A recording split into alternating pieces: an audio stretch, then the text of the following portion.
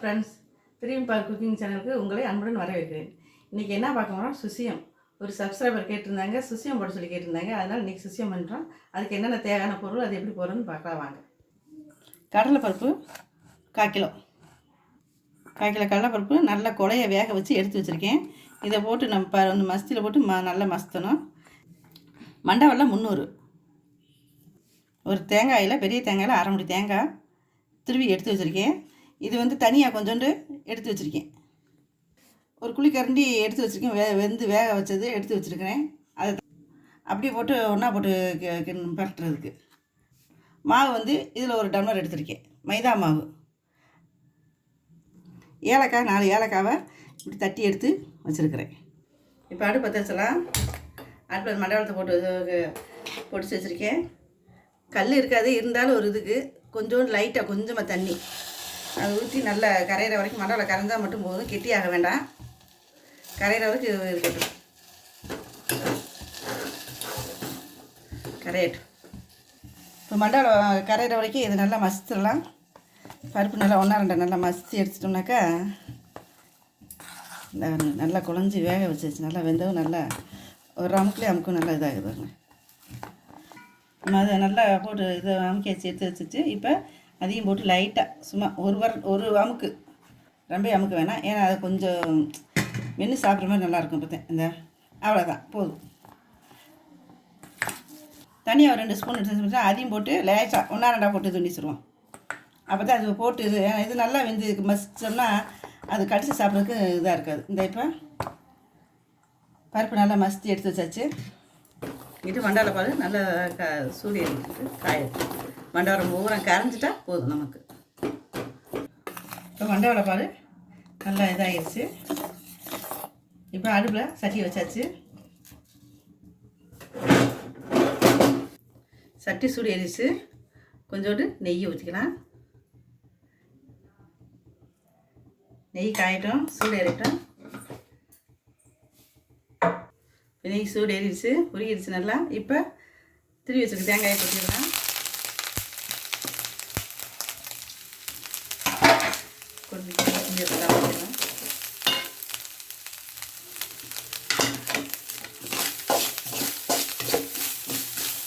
ரொம்ப அதை சும்மா லைட்டாக நேரம் அந்த நிறம் மாறினா போதும். இப்போ நிறம் மாறிடுச்சு பார்த்தீங்களா? நிறம் மாறிடுச்சு. அடுப்பு கொஞ்சம் சிம்மிலே வச்சு கொஞ்சம் குறைச்சி வச்சுக்கிங்க. இந்த பதத்துக்கு வந்தால் போதும். நிறம் மாறிடுச்சு, இந்த பதத்துக்கு வந்தால் போதும். இப்போ நம்ம அந்த மசித்து வச்சுருக்கோம் பார்த்தீங்களா, பருப்பு கடலைப்பருப்பு, அதையும் சேர்த்து போட்டுடலாம். இப்போ அதை போட்டுடலாம்.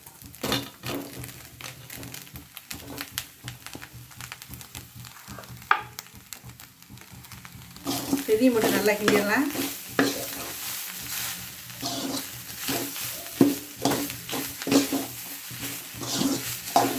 இப்போ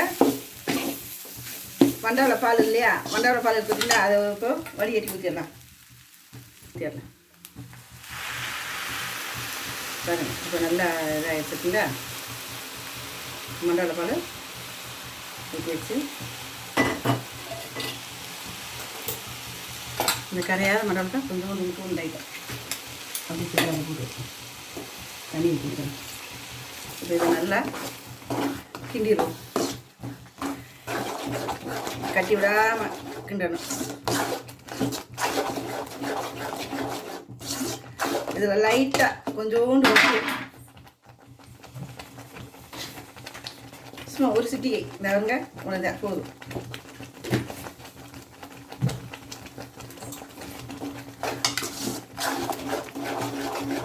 இது நல்லா இந்த தண்ணி ஊற நல்லா இஞ்சி கெட்டி ஆகணும்.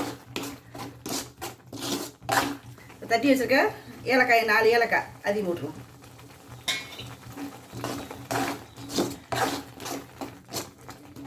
இப்போ இதில் என்னென்ன போட்டிருக்கோம்னா, கடலைப்பருப்பு 1/4 கிலோ, ஒரு பெரிய தேங்காய் முடியில் ஒரு 1/2 முடி, மண்டவெல்லம் வந்து ஒரு 300 மண்டவெல்லம், 4 ஏலக்காய் எல்லாத்தையும் போட்டு இப்போ நல்ல லைட்டாக உப்பு கொஞ்சம் போட்டு கிண்டிகிட்டு இருக்கு. நம்ம கெட்டி ஆகிற வரைக்கும் நல்லா கிண்டணும். இந்த மாதிரி இந்த பதத்துக்கு வந்தோம். நல்லா கெட்டி ஆயிடுச்சு. இந்த பதத்துக்கு வந்தோன்னா அடுப்பு ஆஃப் பண்ணிடலாம். இப்போ இது ஆறவும் உருண்டை பிடிச்சி இது பண்ணிடலாம். இப்போ அது வரைக்கும் இது ஆறட்டும். அதாவது நீங்கள் பருப்பு வந்து போடுறதுக்கு முன்னாடி நீங்கள் வேக வைக்கிறதுக்கு முன்னாடி ஒரு 2 மணி நேரம் ஊற வச்சுருங்க.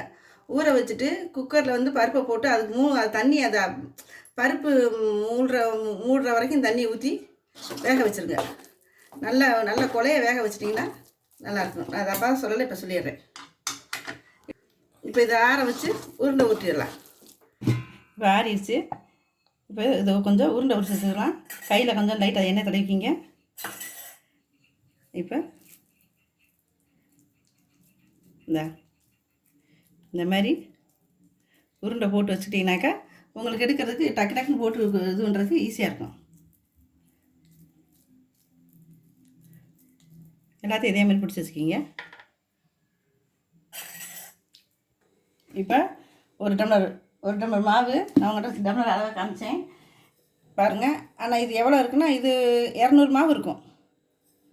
நீ 200 மாவு வாங்கி இப்போ உப்பு போட்டு கரைச்சி வச்சுக்கலாம். லைட்டாக அந்த உப்பு பார்த்துக்கிங்க. இப்போ தண்ணி ஊற்றி நல்லா கரைச்சிடுங்க.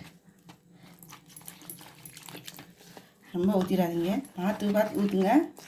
ஏன்னா மாவில் முக்கி தான் எடுக்கணும்.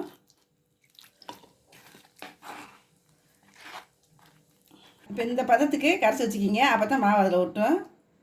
இதில் முக்கி எடுத்து தான் எண்ணெயில் பொரிக்க போகிறப்ப இந்த பதத்துக்கு. இப்போ அடுப்பத்தை வச்சாச்சு. எண்ணெயை ஊற்றிடலாம். சட்டி சூடு ஏறிடுச்சு. எண்ணெயை ஊற்றிடலாம்.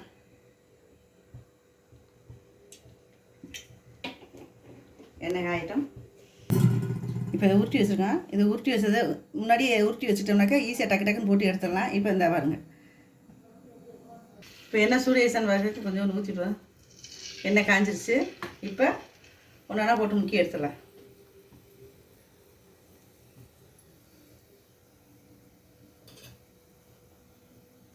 இப்போ இதை இப்படி முக்கி இதை வாங்க இப்படி எடுத்து எண்ணெயில் போட்டு அப்படியே 3-4 போட்டு எடுத்துங்க.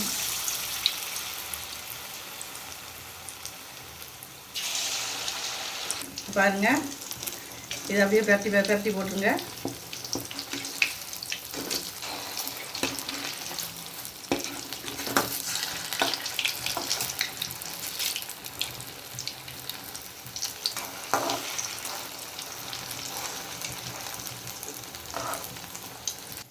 அது கொஞ்சம் மஞ்சப்பொடி போடாமல் எடுத்து வச்சேன். அது மஞ்சப்பொடி போடாமல் வெள்ளையாக வேணும்னு கேட்டுச்சுக்க. இப்போ லைட்டில் அதை கொஞ்சம் மஞ்சப்பொடி போட்டு கலந்துக்கலாம்.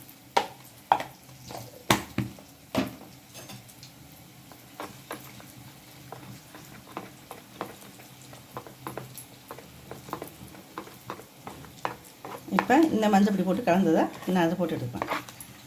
அதுங்களுக்கு ஒரு வெள்ளையாக சாப்பிடணுன்னு ஆசைப்பட்டுச்சுங்க. அதனால் வெள்ளையில் கொஞ்சம் போட்டு எடுத்துக்கிறேன்.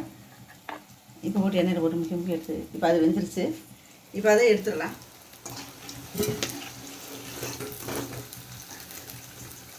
பாருங்க, நல்லா வெந்துருச்சு.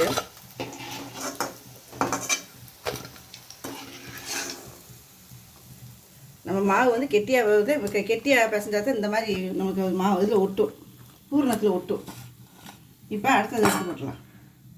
இதை எடுத்துட்டு இப்போ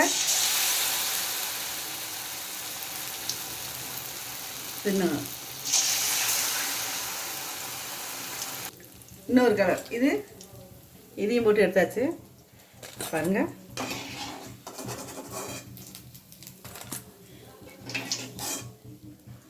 இதே மாதிரி நீங்களும் உங்கள் பிள்ளைகளுக்கு வச்சு கொடுங்க. இப்போ சுசியை ரெடி ஆயிடுச்சு. இதை நீங்களும் உங்கள் வீட்டில் பிள்ளைங்களுக்கு செஞ்சு கொடுத்து பார்த்துட்டு எப்படி இருக்குன்னு கமெண்ட் பண்ணுங்கள். இந்த வீடியோ உங்களுக்கு பிடிச்சிருக்குன்னு நினைக்கிறேன். எப்படி இருக்குன்னு பார்த்துட்டு கமெண்ட் பண்ணுங்கள், லைக் பண்ணுங்கள், ஷேர் பண்ணுங்கள். உங்கள் ஃப்ரெண்ட்ஸ்க்கெல்லாம் ஷேர் பண்ணுங்கள். சப்ஸ்கிரைப் பண்ண மறந்துடாதீங்க. கீழே உள்ள பெல் பட்டனை கிளிக் பண்ணுங்கள். அடுத்த ஒரு நல்ல வீடியோவில் சந்திப்போம். நன்றி, வணக்கம்.